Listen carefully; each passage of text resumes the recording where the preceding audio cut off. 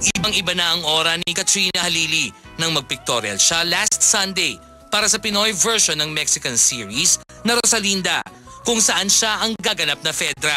Sobrang tuwang-tuwa lang ako kasi fan nga ako ni Thalia. So gusto ko talaga yung mga soap operas niya. So masayang-masaya ako na napasok ako dito.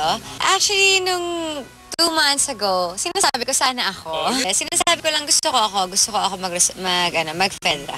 At saka happy ako dito kasi sobrang family ko yung group ng soap kasi nandito din si Direk Mary J. Sa nasabing pictorial, unang nakaharap ni Katrina ang gaganap na Rosalinda na si Carla Abellana. Actually, first time ko lang siya na-meet, pero nung isang araw, nagkausap kami sa phone kasi pinakausap siya sa akin ng makeup artist. Okay naman siya, mukha naman siyang mabait. Tsaka nagte-text po kami. Wow. Kahit hindi pa kami nagkikita. Ngayon lang kayo magkikita? Ngayon, nagkita na kami.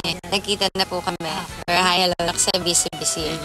Kinabukasan Lunes, June 22, sumabak na si Katrina sa kanyang first taping day bilang Fedra. Ito na. First taping day ko ngayon. Tapos excited na ako. Masaya dahil marami na naman akong tao nakikita, diba?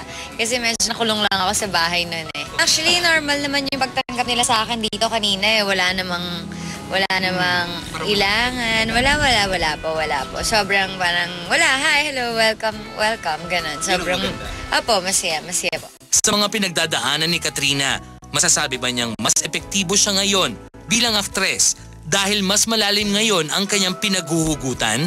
Kung ano yung character na binigay sa akin, doon ako humuhugot kung ano yung personality ng nung taong binigay sa akin. Yun, hindi sa personal kong buhay. Ako naman kasi lahat ng role na ginagampanan ko, inaaral ko kung ano yung gagawin ko and kung ano yung look ko, kung ano yung damit ko, lahat pinaghahandaan ko.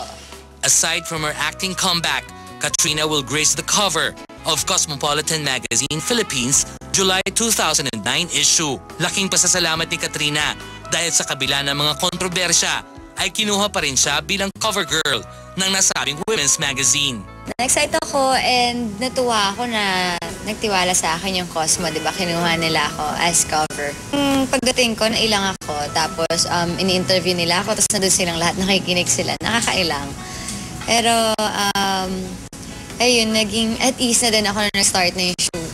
Dahil sa kabi-kabilang proyektong dumarating kay Katrina, hindi kaya mapabayaan na ni Katrina ang mga kasong inaasikaso niya ngayon?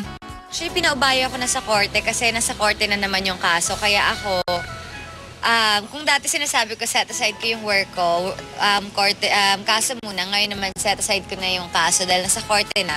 Back to work na ako ngayon. Sa kanyang pagbabalik trabaho, ibang Katrina Halili na raw ang haharap sa mga tao.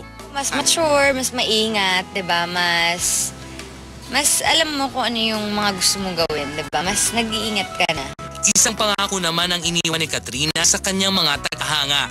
Maraming salamat po sa lahat ng tao. Sa walang sawang pagsuporta niyo sa akin at sa pag-antay niyo po sa akin. Nangangako po ako sa inyo na hindi ko po kayo bibiguin.